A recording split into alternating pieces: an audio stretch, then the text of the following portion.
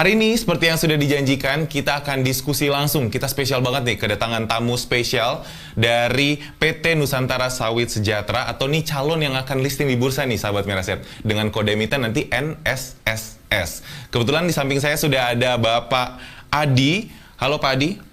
Halo Pak. Selamat siang Pak, selamat datang di Stock First Session. Terima kasih atas waktunya. Teman-teman yang sudah mengundang saya sini. Wah, luar biasa ini. Ini cerah banget. Berarti ada prospek yang luar biasa baru nih di listing di Bursa Efek Indonesia ya, sahabat Miraset ya? Harus. Oke. Nah, ini kebetulan banyak banget pertanyaan dari Bu Marta. Karena Bu Marta ini memang suka banyak bertanya, Pak. Oke, silakan mungkin langsung kepada Bu Marta yang ingin bertanya, silakan Bu. Oke, baik. Terima kasih Michael. Terima kasih juga Pak Adi, ini udah meluangkan waktunya. Nah, Pak Adi, kita mau langsung karena emiten NSSS ini akan segera listing ya Pak, nanti hari Jumat rencananya ya akan listing, dan saat ini sahabat Miraset sudah memasuki periode book building. Jadi nanti sahabat Miraset juga kalau misal tertarik mau beli bisa baca-baca dulu prospektusnya gitu ya.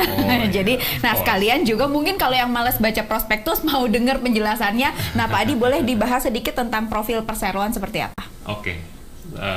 Saya jelasin dikit ya. Kami ini berdiri di 2009-2010. Kemudian kami mulai menanam di tahun 2010 dan 2009-2010. Kami berhasil membangun mill kami di 2016.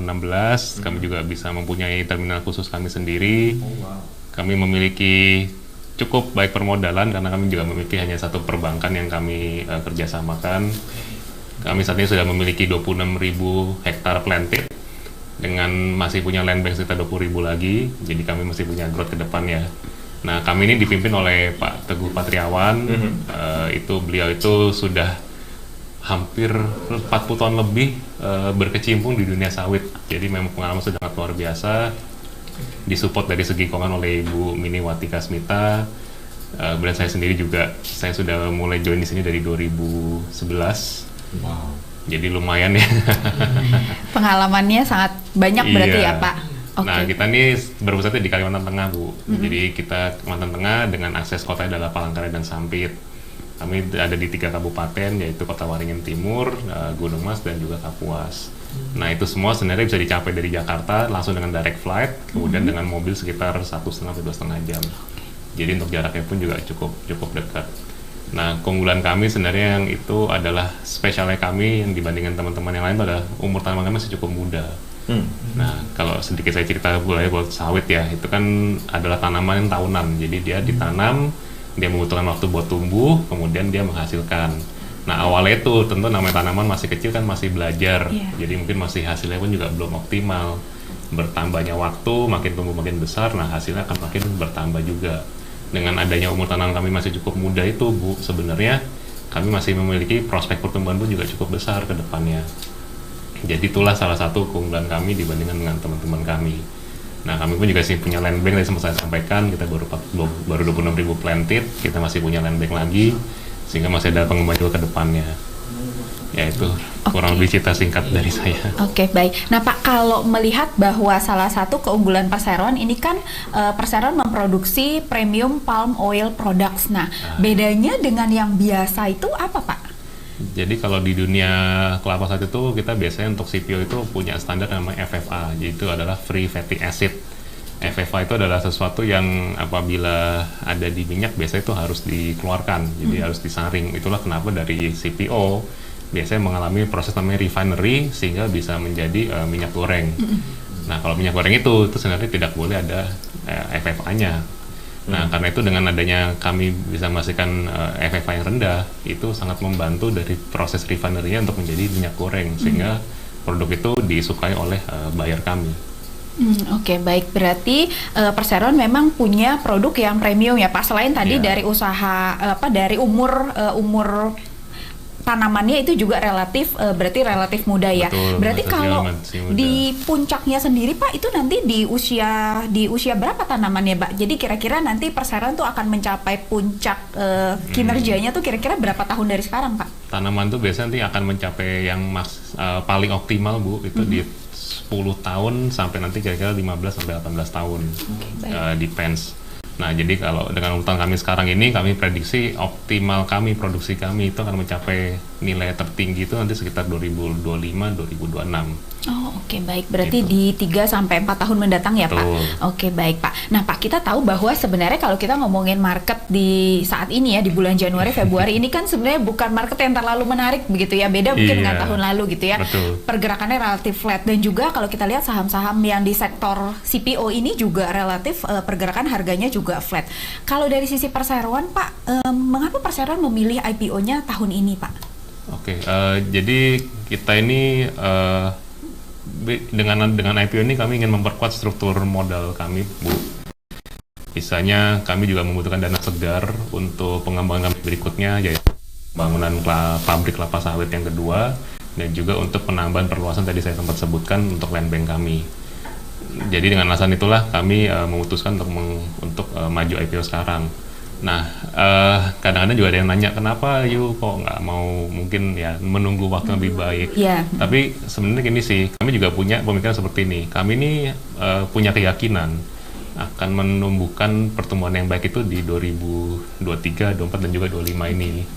Nah, jadi kami mau ngajak semua investor, teman-teman semua, ya inilah kami akan bertumbuh. Jadi apabila memang ingin join, ya kita tumbuhlah bersama. Jadi pertumbuhan itu juga bisa dinikmati oleh investor kami, Bu. Jadi jangan nanti begitu kami sudah besar, sudah selesai semua, baru listing kan sebenarnya ya dari segi investor kan juga tidak punya banyak nilai tambah. Kalau sekarang ini kan bisa share, Bang. Ya kita share bersamalah pertumbuhan kami ini. Oke, Gitu. baik Pak. Berarti perseroan tetap optimis ya Pak ini nanti di hari Iya. Jumat. Berarti secara umum ini IPO-nya akan berjalan dengan lancar dan sukses ya Pak. Ya. Oke. Nah Pak, kalau boleh tahu sedikit Pak untuk bagaimana untuk harga penawarannya perseroan memang sudah ditetapkan gitu ya, sekaligus juga kira-kira dananya yang diperoleh nanti berapa dan akan digunakan untuk apa aja? Target pricing kami itu sekarang di 127 per lembar, dengan target pengumpulannya sekitar 450 miliar, Bu. Nah, itu semua akan kami gunakan untuk modal kerja kami. Jadi untuk misalnya pupuk, perawatan, tanaman-tanaman yang masih belum cukup mature. Nah, itu juga nanti akan ditambah juga dengan untuk perluasan pabrik kedua. Tadi seperti kami sampaikan, kami ini baru beroperasi satu pabrik. Sedangkan untuk perluasan lahan untuk luas lahan kami saat ini sebenarnya itu membutuhkan 2 pabrik. Iya. Nah, itulah kenapa kami memutuskan untuk juga mencari dana segar, jadi kami bisa membangun pabrik kedua dengan baik, dan juga kami juga bisa menambahkan luasan lahan kami juga, sehingga operasi kami bisa makin luas dan makin besar juga, Bu. Oke, baik. Nah Pak, mungkin ada gambaran untuk ke depan Pak perseroan pasca IPO ini akan seperti apa Pak pertumbuhannya dari dana IPO yang tadi diperoleh kurang lebih 400-an miliar rupiah tadi? Nah, jadi kalau untuk revenue sendiri, Bu, tahun ini kami ada mentargetkan kenaikan sekitar 30%. Nah, tapi untuk book yang besarnya itu adalah terjadi di tahun depan, karena dengan saat kami memiliki pabrik kedua itu akan memberikan kami kesempatan untuk bisa beroperasi lebih besar. Karena memang untuk perkebunan itu nilai tambah cukup besar adalah di mill. Jadi bukan dari penghasilan buahnya, namun dari proses pressing buahnya itu sehingga menjadi minyak sawit mentah. Itulah kenapa kami di 2024 itu kami dibandingkan 2022 itu ada sekitar 50% ya pertumbuhan revenue kami. Jadi istilahnya target kami adalah menyelesaikan mill kami kedua. Kemudian kami juga dengan adanya dana segar itu kami akan memulai ekspansi perkebunan kami berikutnya. Kami memiliki target penanaman sekitar 1.000 sampai 3.000 hektar per tahunnya. Sehingga nanti ke depannya kita akan bisa terus berkembang besar. Oke.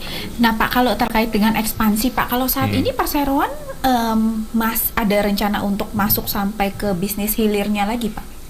Nah, pengembangan bisnis hilir itu, Bu, itu juga masuk ke dalam radar kami. Misalnya kami juga aware bahwa memang next step-nya setelah kami memiliki perkebunan, kemudian sekarang ada mill, next step-nya adalah kami akan bisa ekspansi ke refinery, which is yang bawahnya lagi. Namun itu semua juga kami sadari bahwa itu harus memiliki fondasi yang kuat ya, Bu. Karena tanpa adanya areal yang cukup besar untuk bisa mensuplai kebutuhan kami sendiri, perluasan itu tuh agak terlalu terburu-buru. Sehingga kami aware, tapi memang kami sedat ini bertujuan untuk menguatkan fondasi kami dulu. Jadi dari segi tanamannya, dari segi millnya.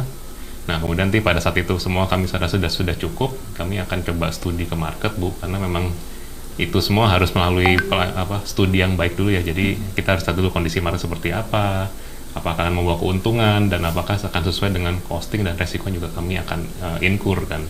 Jadi itu kami ada persiapan ke arah situ, cuma memang kami belum bisa pastikan kapan dan seperti apa perjalanan kami ke depannya. Oke, baik Pak. Nah, terkait dengan tadi Perseroan menargetkan bahwa untuk revenue ini kan tumbuhnya double digit ya Pak di 2023, 2024 begitu. Nah, melihat juga bahwa harga CPO relatively di tahun setelah puncaknya di tahun lalu begitu ya, dimulai tahun-tahun belakangan, mulai 2 bulan terakhir kita lihat harganya udah mulai flat walaupun ada perbaikan gitu ya. Dari sisi Perseroan untuk harga CPO ke depan untuk paling nggak untuk proyeksi sampai akhir tahun ini seperti apa Pak? Kalau untuk sampai akhir tahun ini sebenarnya tahun lalu itu Bu, kalau kita ada pergojolakan yang luar biasa itu sebenarnya ada faktor luar, jadi kita bilang geopolitik yang kita tidak pernah sangka-sangka ya. Apabila dari segi pricing tahun ini sebenarnya banyak yang memprediksi juga mungkin akan cukup stabil karena tidak ada lagi faktor-faktor yang kita expect akan terjadi, kecuali mungkin nanti ya kalau memang ada cuaca ya. Nah itu yang kita memang tidak bisa tebak, tapi di luar ada cuaca itu prediksi cukup stabil, jadi ya di angka mungkin ya rata-rata 11 sampai 12 ribu tahun ini. Tapi untuk jangka panjangnya saya punya keyakinan CPO akan tetap kuat karena memang demand-nya CPO itu memang real ada. Istilah kita semua kan untuk makanan, manusia juga akan terus bertambah, terus pertumbuhannya, sehingga demand itu kalau menurut saya tidak akan pernah habis. Untuk supply-nya pun kita bisa lihat bahwa lahan itu di dunia ini kan finite ya, terbatas sekali, sehingga nggak bisa perluasan itu terus menambah luas itu sesuai dengan pertumbuhan manusia tidak memungkinkan, sehingga supply-nya itu suatu hari yang mungkin akan di constraint. Nah, bisa dengan adanya supply yang mungkin constraint dengan demand yang terus akan strong, sebenarnya bisnis ini masih punya future yang baik. Kalau terkait dengan cuaca Pak, untuk tahun ini sendiri proyeksinya dari sisi produksi ini akan terhambat atau akan mengalami pertumbuhan Pak? Kalau dari kami pada dasarnya tetap akan mengalami pertumbuhan Bu, karena memang tanaman kami masih cukup muda. Nah, dari dewasa tanaman kami itu sendiri pun itu akan ada pertumbuhan produksi secara otomatis.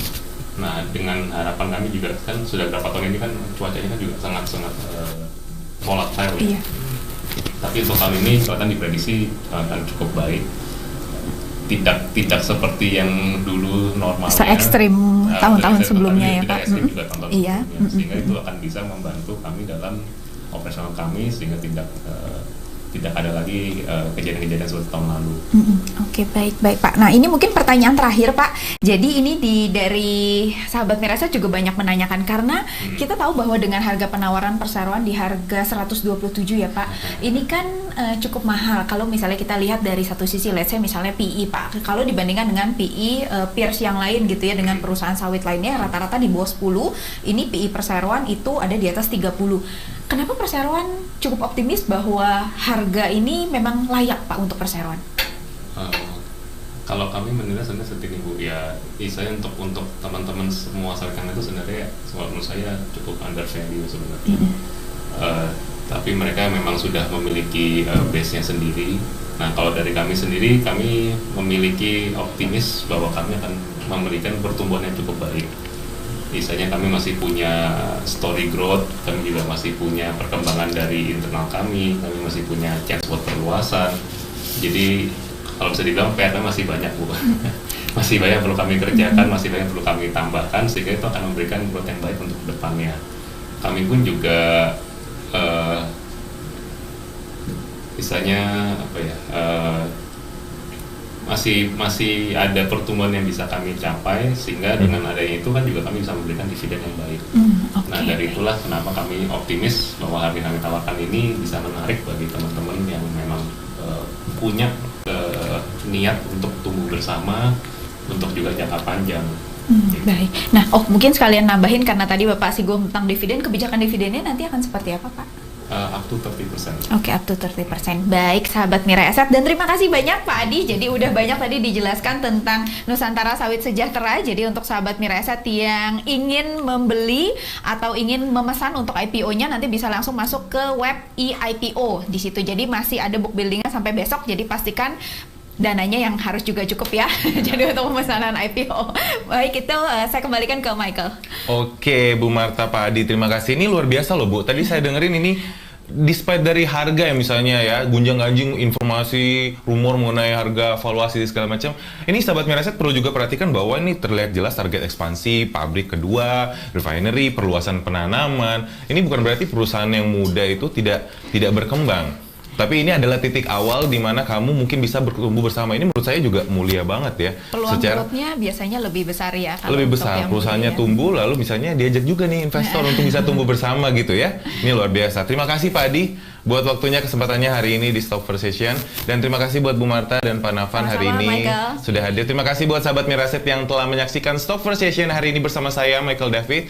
Nah, buat sahabat Miraset yang baru bergabung nggak apa-apa, nanti bisa rewind lagi ke belakang.